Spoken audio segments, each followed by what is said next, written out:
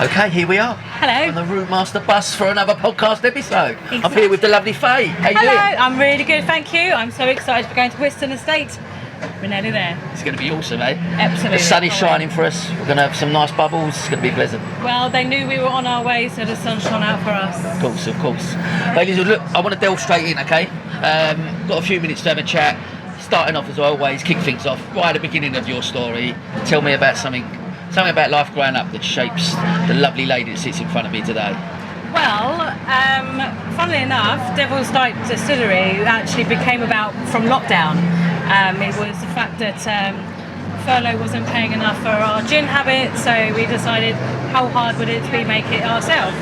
So my actual going back histories, I've had a photography studio, face photography for at least 15 years. Wow. But my love of spirits and wanting to create new spirits, perfecting a really local and true down-to-the-earth spirit comes from trying so many bad ones. So when I was a younger person, I always remember going into my grandparents' cupboards, nicking a bit of Cinzano, nicking a bit of Frangelico, and as I grew up, we were always very boozy based in the family, so but it was very much those kind of supermarket shelf ones, which is why when lockdown happened and we were tired of drinking green bottle, you know what I mean, kind of gins, it was then when we decided we're going to make a really locally foraged, locally sourced spirit for ourselves, and that's how Devil's Dyke Distillery became what it is today. That's amazing. Just take me back a little bit then, because one of the next questions I like to ask about challenges. Starting a distillery just before lockdown. Yeah.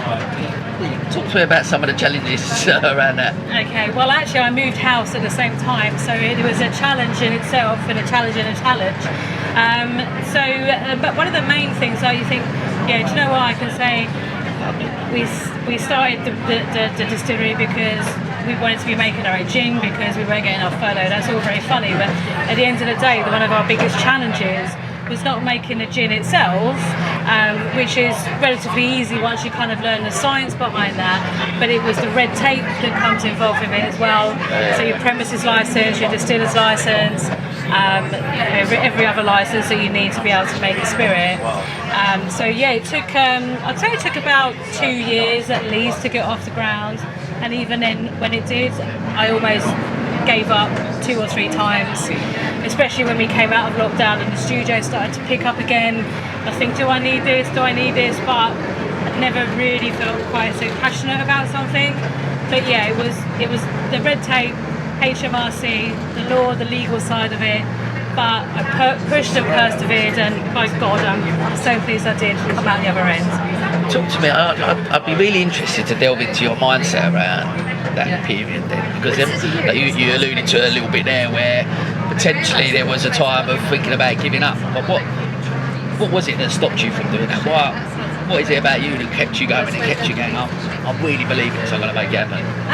Well, having the studio for so long, I know that, we've gone through lockdown, we've gone through credit crunch, we've gone through a recession, the cost of living crisis for the studio, and I know that, while we've had such a successful studio for so long, it's ultimately the entrepreneurship of that that's kept us going. And when I've hit any hurdle through the distillery, it was always that I'm not going to give up, I'm not going to give in to it.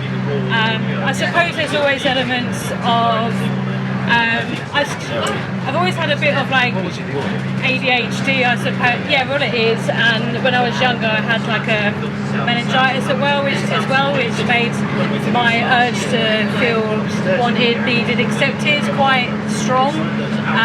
So to kind of like be a pleaser in a way sounds an awful thing to say, but I've always wanted to impress my parents, be like, yeah, I did this, I achieved that.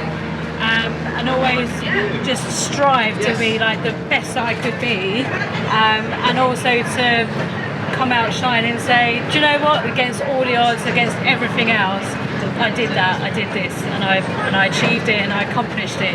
So I was never going to give up, even when the going got really bad. I picked myself up and just thought, do you know what, life, you're not having it next time, I'm going to do it.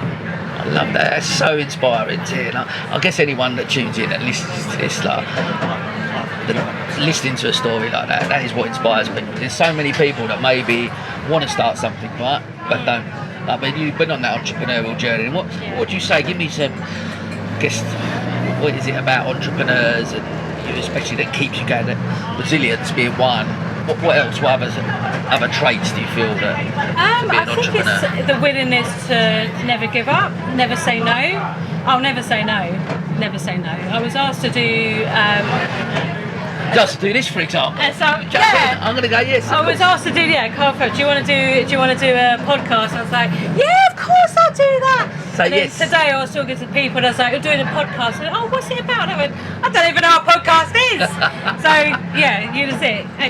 If you're in doubt, go and find out. If you're not sure, go and ask somebody. If you're going to give up, just give it a push. I mean, you can only push so many times until something's not right for you. But if you feel it in your blood, it's worth giving a good go for. I love that, and it's that. And I always say that the ups and downs, the failures in the journey, it's all part of the process, right? And absolutely. Like you said, but what I've taken just from the short time of talking to you, that passion that you clearly have got for it. I had a conversation earlier today and we was talking about it. Boy, is it a life well lived. Doing something that lights you up, right? Doing something you're passionate about. Yeah. We can find that. I've got 9-year-old twins. I can tell them to do. That's all I tell them. I said, I get up every day. I don't go to work. They say, what are you doing today, Daddy? This. I think if we can, everyone in life, if we can find something that we're passionate about, and that is what gets us through, right? It is. Having 9-year-old twins. Twins, yeah. Congratulations. That comes with its own challenges, and we'll talk to that on podcast number 5. But until then, listen, I want to round up as we do. It's been brilliant chatting to you. I love your inspirational story. But talk to me. Ask everyone where you've been, where you are now, where you're going. How do you define success? Okay, so where we've been, literally the distillery had a lot of challenges to get set up. We persevered with it. I think a lot of that reason that we succeeded was due to the passion, the fact that we do always use local produce. We forage locally. We get all our products and everything locally. Then it's been sustainable since then. So we do a lot of gin tasting experiences at the studio. We do cocktail masterclasses at the studio. So the way that we've kind of grown is really through word of mouth, and also we've grown through lovely networking groups like Business Leaders Wine Club. Where would we be without them? And then going forwards, I would say, we've got to keep on with the classes that we do at the distillery, because we've got to keep getting the word out.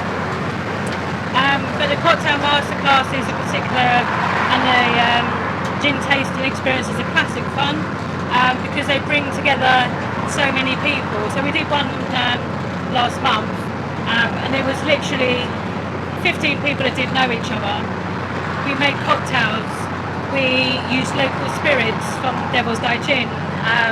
We used our botanicals were foraged from Urban Forage, so it's just up the road in Stanmore. Everything was really local, and by the end of that, we had 15 people that now know each other, and they're connected on LinkedIn and Facebook and Instagram.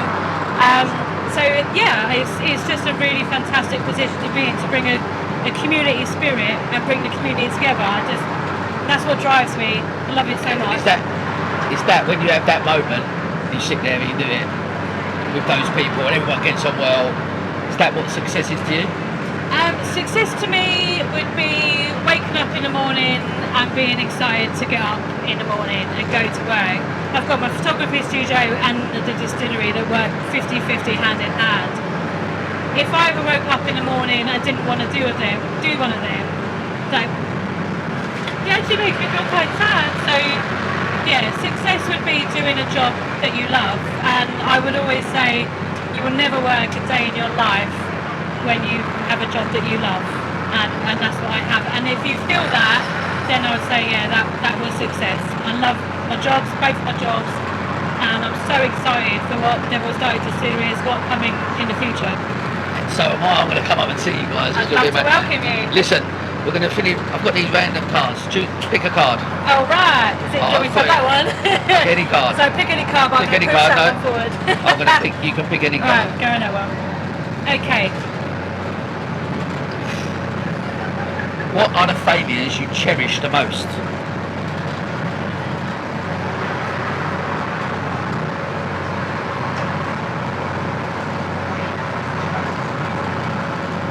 Not keeping on top of my bookkeeping.